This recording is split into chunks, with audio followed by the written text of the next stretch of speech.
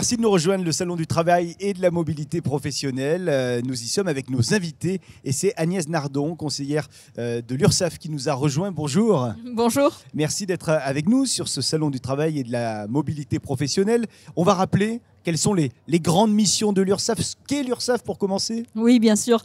Alors, ce qu'il faut savoir, c'est que quand on devient indépendant, en fait, on va se constituer sa propre protection sociale. Oui. Et l'URSSAF, l'une des missions principales, c'est de collecter justement ces cotisations, ces contributions sociales pour les reverser en moins de 5 heures à l'ensemble des organismes qui vont verser des prestations. Alors, les plus connus, bien sûr, c'est pour la maladie, la maternité, paternité, la retraite, les allocations familiales, la formation professionnelle, le versement mobilité. En fait, on fait ça pour un peu plus de 800 partenaires.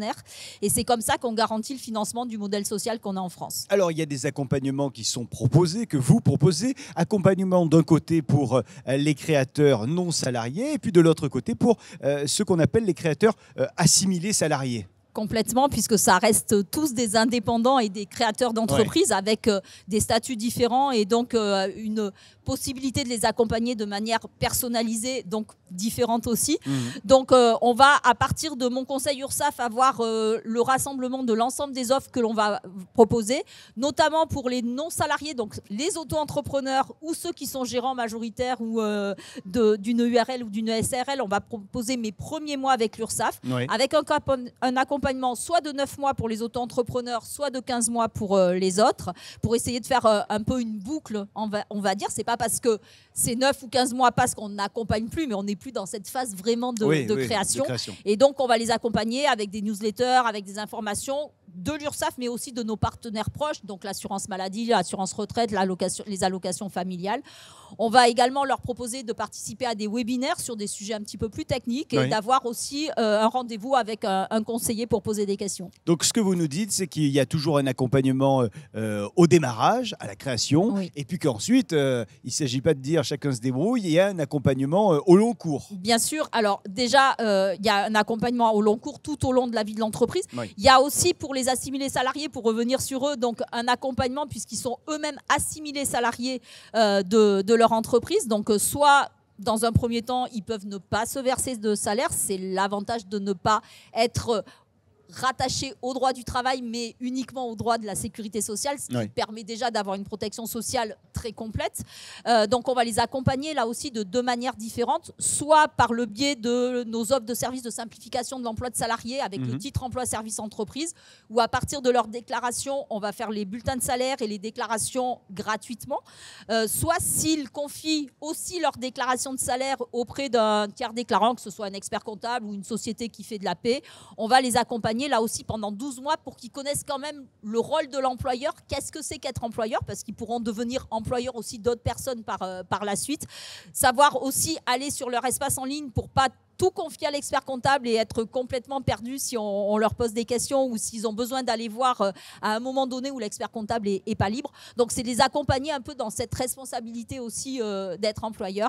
Et puis, on pourra même leur proposer, à partir du moment où ils ont moins de 18 mois d'emploi d'une personne, de faire une visite conseil par un spécialiste, simplement pour regarder si les déclarations qui sont faites sont OK ou s'il faut juste recadrer un petit quelques détails, on va dire.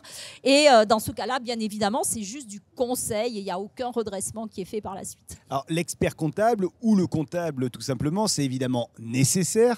Mais là, ce que j'ai entendu quand même, c'est qu'il y a des moments où l'URSSAF va nous aider et va quasiment faire le job de cet expert comptable en nous aidant par exemple pour les bulletins de salaire. Oui, alors là, c'est vraiment une toute petite partie parce qu'eux, il leur reste quand même beaucoup de choses à faire. Donc sur cette partie-là, ça peut être une petite bouée aussi sur la trésorerie. C'est-à-dire qu'à partir à ce moment-là, il faut que l'entreprise, qu'elle soit individuelle ou en société, qu'elle adhère à ce dispositif, donc le titre emploi-service entreprise. Bien évidemment, c'est gratuit. Ensuite, il y a un formulaire qui va servir, alors si c'est un salarié classique, je dirais de déclaration préalable à l'embauche et de contrat de travail si c'est signé par les deux parties. Si c'est pour l'assimilé salarié qui est mandataire social, on n'a pas besoin de contrat de travail, mais on a besoin d'informations sur lui quand même. Et après, il y a un volet social qu'on remplit tous les mois à partir du moment où on commence à se verser un salaire pour nous donner les éléments de rémunération. Et à partir de là, on fait la déclaration sociale nominative qui est la déclaration que tous les employeurs doivent faire tous les mois. Avec, à partir de là, on va pouvoir établir le bulletin de salaire, calculer les cotisations et les contributions. Encore une fois, on va tout collecter et répartir entre les organismes, y compris si le salarié est soumis à l'impôt, puisqu'on va aussi faire le prélèvement à la source. Oui. Et puis, on fera un état récapitulatif par grande famille de cotisations tous les mois et un annuel pour le comptable, justement. Et on fera également l'attestation fiscale pour la vérification de la déclaration d'impôt sur le revenu. Donc là, avec tout ce que vous dites, j'entends bien que le rapport qu'on peut avoir à l'URSSAF, c'est pas qu'un rapport de « ah tiens, je dois des cotisations », mais c'est vraiment un rapport de coéquipier quasiment, un accompagnement presque au quotidien. Un partenaire. Complètement. Ouais. À partir du moment où on devient indépendant, on est vraiment un partenaire d'abord incontournable, forcément. Mais on est vraiment là pour accompagner. Et je dirais que même au-delà de ça, alors, une entreprise, c'est comme dans la vie, quoi. Il peut y avoir des hauts et des bas. Et même dans le cas de difficultés, le principe vraiment, c'est de ne pas faire l'autruche et de nous dire quelles sont les difficultés le plus tôt possible, parce qu'il y a souvent énormément de solutions. Nous, tout seuls ou avec nos partenaires directs ou un peu plus indirects, on a beaucoup de partenariats. Le principe, c'est de faire plutôt de la prévention que d'attendre que malheureusement ça aille trop loin pour pouvoir trouver une solution. Et il y a très très souvent des solutions et donc il faut en profiter. Et surtout pas se dire que parce qu'on devient indépendant, on n'a plus droit à rien. On a droit à des aides, on a droit aussi à de l'action sociale. Oui. On est là aussi avec nos partenaires. Nous aussi, au niveau de l'URSSAF, on peut apporter des aides financières, des délais de paiement, etc. Voilà. Et donc, il faut vraiment pas partir de ce principe, puisque même un créateur d'entreprise, si son entreprise se développe pas très vite au départ, il peut bénéficier de la prime d'activité ou des APL ou de la complémentaire santé solidaire. Et ça, très souvent, ils ne le savent pas. Alors, je souhaiterais votre accompagnement. J'aime bien être en travail à distance. Est-ce que je peux être juste dans une relation à distance avec Internet avec vous? Et à l'inverse également, je suis quelqu'un qui aime bien voir des gens. Est-ce que je peux avoir des rendez-vous en physique? Alors, vous pouvez avoir les deux, vous pouvez avoir même dans certaines régions, alors c'est pas tout à fait le même principe partout, mais on revient après cette période Covid où on ne pouvait plus voir personne, à recommencer à avoir même des matinées ou des journées où on reçoit sans rendez-vous. On peut aussi faire des rendez-vous, bien évidemment, en physique ou par téléphone ou par visio, ce qui est un mix entre les deux. Et puis, de plus en plus, on va être intégré aussi dans les maisons France Service, dans un premier temps plutôt orienté CESU et auto-entrepreneur. Et puis ça va se développer au fur et à mesure, mais on sera présent aussi sur ces maisons France Service. Et donc on l'a bien entendu, Mon Conseil URSSAF, c'est vraiment le lieu où on peut retrouver l'ensemble des services proposés par l'URSSAF. Voilà, si on va à partir de Mon Conseil URSSAF, en fait, on aura toutes les propositions en fonction de son profil.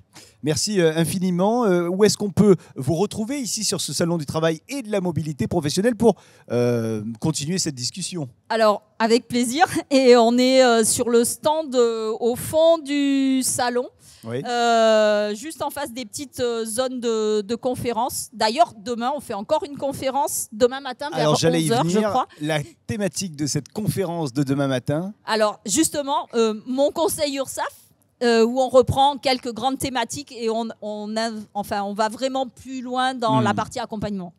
Agnès Nardon, conseillère URSSAF, merci infiniment d'être venue jusqu'à nous aujourd'hui et on vous souhaite un bon salon. Merci beaucoup. Et merci à vous de nous suivre dans un instant. La suite de nos interviews, c'est dans 10 minutes. À tout de suite.